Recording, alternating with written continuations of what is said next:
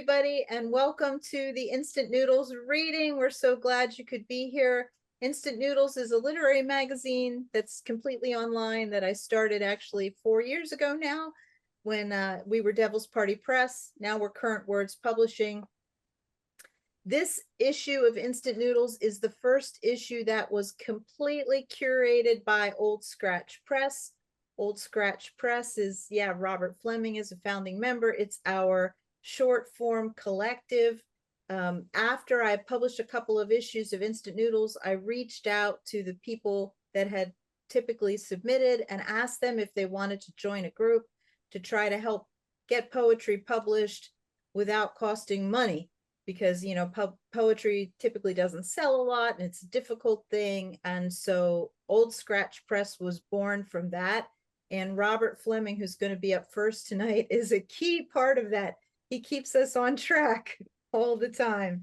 So I'm very grateful for Robert, and I'm grateful for all of you who submit. I love Instant Noodles. It's so much fun. I love making the issue every time that I make it, and I always love the pieces. So thank you very much for attending.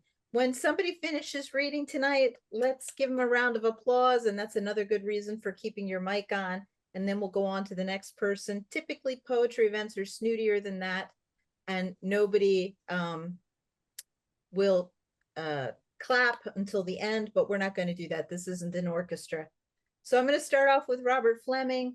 Robert is a visual poet from Lewis, Delaware. His books are White, Noir, and Conway, and 4-in-1 number 4. He's a founding and contributing editor of Old Scratch Press and an editor of Instant Noodles. And he has won many awards, including the 2022 San Gabriel Valley Broadside, the 2021 Best of Mad Swirl Poetry, and had nominations as the 2023 Blood Rag Poet, and won some Delaware Press Awards for his poetry. He's also been nominated for Pushcart and Best of the Net. And Robert is going to start us off tonight. Thank you, Diane. I'm Robert Fleming, a visual poet from Lewis, Delaware. And tonight I'm going to share an art piece. I'm going to take us through an example of what a visual artist can share at an open mic. And the first question is, what was your inspiration, your goal? And did you accomplish it? Anything unusual about your process, technique? And were there any difficulties in terms of composition, color, subject matter? So for my piece, my inspiration was each August, I participate in my local LGBT center, Camp Rehoboth, Delaware, has a bear art show. I have shown in that art show for 4 years. In 2021, my theme was Human Bear, 2022 Bear Brides, 2023 Bears at the Ballet. My goal was to create a new art series for the Bear Show for 2024. And for the creation of my digital graphics, my goal is each year to increase the level of difficulty in digital graphics to show more motion and action in the piece. So this year I created a series called Bears at the Trapeze, featuring the sun bear, who has one of the longest bodies of a bear. And did I accomplish that? I think I did. This is a picture of the sun bear, which is a lot more likely to stand on 2 feet than any other bear. Was there anything unusual about my process technique? I'd say no. Even as a visual artist, I'm more of a planner than a prancer. I usually start by writing a brief concept, like 3 sentences. And for this piece, I used a photographic model of what I wanted to accomplish. This is the model that I used for humans, and my goal was to replace the humans with bears doing aerial acrobatics.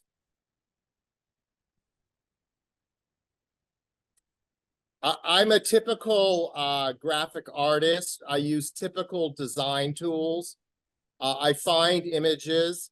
Frequently, I do Google searches, and then I eliminate unwanted parts of the image by cropping or cutting. And then I remove the background of the photo. And then I arrange the images in a Word digital software package called Canva, and then I edit the images for color and clarify. Were there any difficulties in creating this work? I will go back to the model. The biggest challenge for this piece for the bears was to create the hands holding each other. And I will show some pictures of the bears. On the left side is a bear with both of their hands above their head, but they're not high enough to touch the trapeze bar. The middle picture, the bear with the hand hold high, is high enough for the hand to touch the trapeze bar, but the left hand is down. So what I did is I took the right hand and I isolated it. And then I took the left hand, which was down, and I cut that off, and I replaced that with a hand which is elevated above the head. So I would have two hands which a bear could touch another bear with. And this is the final piece. As you can see here in the center, the bear hands are touching, which was the most difficult part of this work. The other challenge I had with this work was, if you're looking at the far left, you'll see that the feet of the bear are not bent and attached to the bar. And I could have worked to fix that, but instead I left something which was a little magical in the piece and let the viewer accept that the bears are attached to the bar. And my piece is called Bears at the Trapeze. Thank you for letting me share my work as a visual artist. Yay, thank you, Robert. Great, thank you very much. Okay, let's see if we've got anybody else popping in. That was really very interesting. Thank you. Okay, our next reader is Nicole Marie Curtis.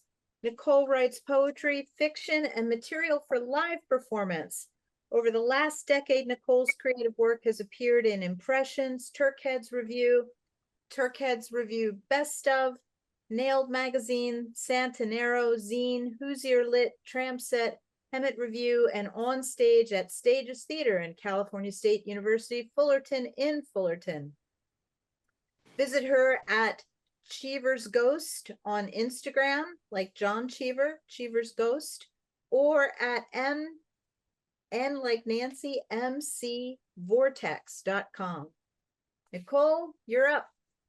Thank you, Diane. It's so nice to be here. It's so nice to see so many people here to hear poetry. That's very exciting. The piece I am reading this evening is called Doves in the Staghorn, and it seemed especially appropriate for instant noodles because it is very short and it literally appeared to me in an instant. So I hate to sound too hippie woo-woo poety on you, but this poem actually appeared for me in its entirety during a meditation. I was meditating in this chair, and I always have these two doves that are on my balcony cooing, and I heard them cooing, and I saw this poem in my head, and I interrupted my meditation and went to write it down. And I can honestly say that there's probably only one word that was changed from that original drafting. So this is a very magical, mystical poem for me. And so I will go ahead and read it now. It is called Doves in the Staghorn. A morning like ocean froth, I burrowed into you. Doves cooed so close. I said, they must be nesting in your staghorn. These mirrors, our lovebirds. You were still mine, so your hands took my hips as you kissed me. Wouldn't it be fun to have them in the fern? I said. I'll drive them out before they get too comfortable. And you did. Thank you. I love it. Thank you. What a great piece. Thank you very much for coming and reading it. And it was so clever, the ending of it. I really liked it. Okay, our next person to read is Susan. Susan, are you there? Yes, I'm here. All right, Susan. Susan Towers is a published journalist and short story writer. For more than 25 years, she worked as a reporter and an editor for daily newspapers and earned several local and national journalism awards. Over the past 20 years, Susan has published both fiction and nonfiction stories in magazine and anthologies. She's also earned a master's in medical writing and written for the healthcare industry, and you can find her at susantowers.com, all one word. Thank you, Susan.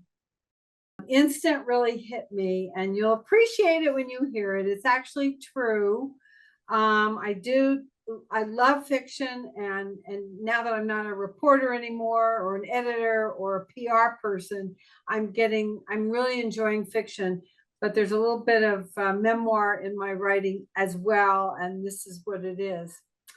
An unexpected turn of events. Neither my adult son nor I could have expected how that day would end.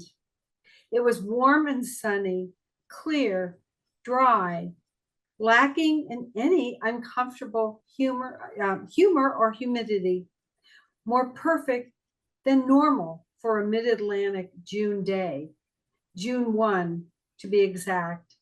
We meandered along the short path of the trail along the C&D Canal, starting in Chesapeake City, that's Maryland, where we parked our car. We watched a sailboat fight the current. It wasn't winning, but instead was being driven in a direction it didn't appear to want to go. We looked at each other with the knowledge that we were both glad to be standing firmly on solid ground, safe. The heat from the midday sun sent us in search for shade and a drink. The colorful umbrellas at a Chesapeake City restaurant drew our attention. We found a table under one of those umbrellas, sat down, stretched out our legs, and eventually relished the cool liquid soothing the inside of our bodies. Once home, the day's tranquility dissipated. A friend was arriving soon to take us to our favorite pizza place, and I had to change. I fell into my normal mode of panic and rushed around the house, galloped up the stairs and tore through the living room. Only somehow I hadn't noticed that my son's laptop was still connected with the cord running across the entrance to the room to which I was heading. At that moment, I was a middle-aged woman, possibly older, feeling like a high school track star. I attempted to jump the cord, and like the sailboat, was driven in a direction I didn't want to go. All it took was an instant. With the cord wrapped around my left ankle, I began to hop forward in an effort to avoid falling. Instead, I landed so firmly on my right ankle that it broke. That instant is a blur in my memory. There was a deafening crack. A sharp pain shot through my leg, and the next thing I knew, I was on the couch and my son assuring me that I had only sprained something. A short time later, the emergency room doctor did not support the conclusion. Something called a pedestal bone had broken. in an instant. Thank you very much. All right, our next reader is Sarah Dasgupta. I often write poetry about the countryside because as a child, I was brought up in a rural area where it's really at the highest point of the North Downs. We have the South Downs and the North Downs in this country, right? And the North Downs, the highest point, is more or less where we had a farm. So I'm quite used to rural areas. And then, of course, I spent about nearly 20 years in India, which was quite different, but we often used to go outside Calcutta. So I've always been interested in the rural aspect and plants. I used to breed daffodils and also sweet peas. So I'm fairly reasonably knowledgeable about plants. Okay, so this poem is just about the idea of spring. I have to say, maybe many of yours, I think, were very original. One or two I had to think why they were about awaking, actually, but I'm sure they were. Okay. So this is quite a straightforward poem, I hope. Sarah, go ahead. The Start again. fragile magnolia's reign is brief. On a February day of pale sunshine, blossoms brushed with the palest pink open beneath the bluest skies. In tomorrow's frost and cold east wind, a horde of refugee petals float across the frozen grass and earth.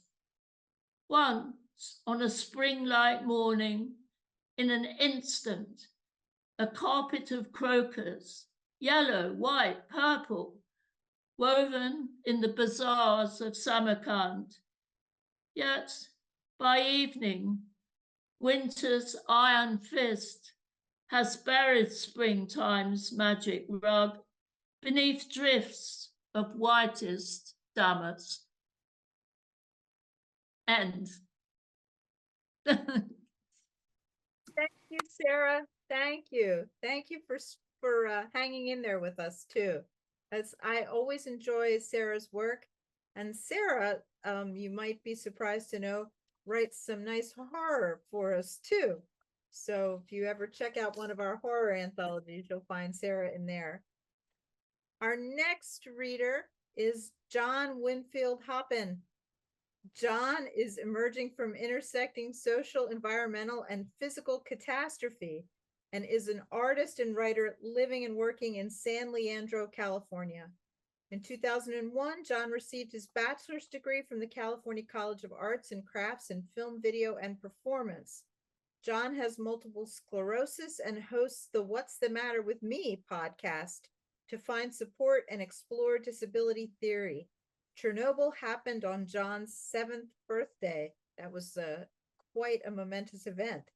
You can find John at jwh.whatsthematterwithme.org. Welcome, John. Thank you for being here. Thanks, Diane. So this is a 50-word story called Cybertruck Dental SDRL. You can go to Mexico to get cheap dental work done in a Cybertruck. Get picked up at the airport by the office manager. She points to the back, like the chair's in there. The whole procedure in long-term parking. Swing back around, you're on the next flight. Thanks. Thank you, John. I love that. I thought it was a very modern reflection on life. Very interesting. Thanks. Thank you. Our next reader is Jean. Jean Janicke is a woman after my own heart. She lives in Washington, D.C., one of my favorite cities. She's an economist. Well, I could use a little help with that, actually, Jean. An executive coach, and she enjoys writing, dancing, long walks, and strong coffee. Come sit with me, girl. We can have coffee together. Thank you, Diane, and thanks for this event. It's really fun. I'm also partially blind, so I'll be holding the screen a little bit close to my face. And the inspiration for this poem is from one of those long walks when I went out near Shenandoah National Park and realized I hadn't told anyone where I was, didn't have a phone with me, and had an instant encounter with another creature along the way. And the poem is called The Bear. Leaves clap at the crown of high branches. A leaning trunk presses its weight against a sagging fence, spills blue shadows over the dirt road. Rushing footfall breaks brush, crashing crackle of stems and stalks, then halts behind brambles.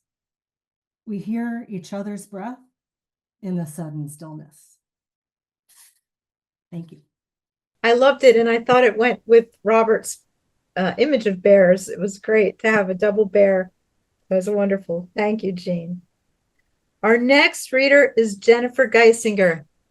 Jennifer writes flash fiction and poetry. Her work has been published by various journals, including Parliament Literary Journal, Nightingale, and Sparrow. And Jennifer is a recipient of the 2020 Rails to Trails Poetry Award for Southern Minnesota. That's pretty awesome. Jennifer is a writer and teacher who lives and teaches on a small island in the Pacific Northwest. I think we all should visit, Jennifer. That sounds great right about now. You're welcome to. Welcome, Jennifer. Thank you. So I wrote, this is called Reality Check, and I do live on a small, about 20 minutes by ferry from Seattle and 20 minutes on the other side from Tacoma, but in a community of about 12,000, and my family is in Minnesota. But I wrote this thinking at a sixth grade basketball game, which in a small town is where you see everybody. And just that feeling of like, I'm a single mom of an 11 and a 13-year-old, and like how fast it goes and how slow it goes. And I grew up in a big family, and so there's 15 years between me and my youngest sister, and there's a feeling of nostalgia that I have already seen how fast life goes in some ways. So I will read. Such a cliche that it happens so fast, in a blink, really. Long days, short nights, or long years, short days, I can never remember. Inside, I'm always 19, 26, maybe even 32. Young, but a middle-aged mom at my core. Being old feels familiar. I skipped being young, feeling young, even when I was 8. Parentification, I know. Then I was a kind of a wonder, such a help. I never minded, which was the kicker. I could cook a meatloaf when I was 9, drove the carpool at 16. So many kids, the oldest girl always gets lost. Story as old as time, necessary evil. Even dressed up as a mom for Halloween. Curlers in my hair and a candy cigarette. 90s mom, am I right? Baby sisters in tow, pushing the umbrella stroller to trick or treat. Fairly ingenious. Mortifying when I think back that it was my idea. Now the children are my own children, not borrowed siblings. I've always known that it goes by fast. I've done this before. My second batch somehow got less attention than my first. I'm tired this time. I don't have the help the way my mother did. Who helps the help? Who would I even ask? It feels like so much is slipping by, lost in the shuffle of it all. Days packed and upstaged by the fear and the rush. The pressure of knowing what I have when I have it. Being at Disneyland, wanting to be back at the hotel, scrolling my phone. and feeling guilty for missing it. Thank you. I'm the older sister, so I understand that so well. That was great. Thank you, Jennifer. Our next reader is Penelope Flynn. Penelope creates mixed genre, adult targeted speculative fiction and illustrations featuring elements of horror, suspense, science fiction, fantasy, and erotic romance. Penelope's works have been featured in anthologies including Voyages, Slay, Stories of the Vampire Noir, MV Media's Dark Universe, and Genesis, the Black Science Fiction Society anthology. Penelope has published 2 novels in her dark paranormal series, The Chronicles of Renfields. Penelope moderates the weekly podcast Discussions from the Otherhood and heads Prolific Hybrid Multimedia LLC. Penelope is the creator and co-editor of the Bledrotica Anthology series, and has appeared at Multiverse Con, WorldCon, World Fantasy Con, and Blacktasticon. And you can find Penelope at penelopeflynn.com. It's a great name, Penelope. I love it. Thank Welcome, Penelope. I love your Thank you. background too. Thank you. The Lakers country, though, where I am. Yeah, well, actually, I'm in Dallas, so we're in Mavericks country, but, I'm a big New York Knicks fan. And it's interesting. I am one of those people that when I saw the submission come up, I sat there. I was in bed that morning, and I sat there, and then I started writing. The inspiration for this is the fact that we are New York Knicks fans here in our home. And on January 27th, our power forward, Julius Randle, took a strange spill and dislocated his shoulder. And that was running in the back of my mind, along with the fact that we do have in this country, especially here, in Dallas, Texas, issues of domestic violence that occur a lot of times around these sporting events. So this and that kind of mixed in together and created this piece that I have entitled Crunch Time. And the arena's on its feet. The announcer's voice boomed in surround sound. And at that moment, her heart soared. This had been a rough season. Despite bright predictions, there were early losses. Some were blamed on a lack of focus or inconsistency, while other criticisms pointed to injuries. A player's body can take a lot of punishment during the regular season. Minor injuries like jammed fingers could put one off their game, but were comparatively easy to come back from. Sprains, bruises, fractures, and even a broken nose were common injuries during the season. Even freak injuries occurred, like dislocations from hitting the floor at an awkward angle. These types of injuries littered the road to the playoffs. He was shouting for her to hurry with the snacks, though her arm was still partially immobilized from the dislocation, and the foot fracture sustained during the quarterfinals hadn't completely healed. The media room was filled with guests, eager to witness high definition on a 98-inch 4K screen with surround sound. It was a honey trap of sorts. Those who generally would never condescend to put up with his boorish behavior were willing to overlook a multitude of sins to secure a coveted invitation. These fans were more concerned with how injuries affected gameplay than how they affected the player. Wading through the crowded room, she laid the party tray on the coffee table alongside the river of beer and malt liquor cans. Many of the guests had already stopped making eye contact with her during the semifinals. Even makeup couldn't camouflage the distraction of a broken nose. She looked down, expecting the howling and rapturous expression of triumph as he cheered his team on. But instead, his hands trembled and his eyes were red with rage. But we're winning, right? She asked, backing up a step.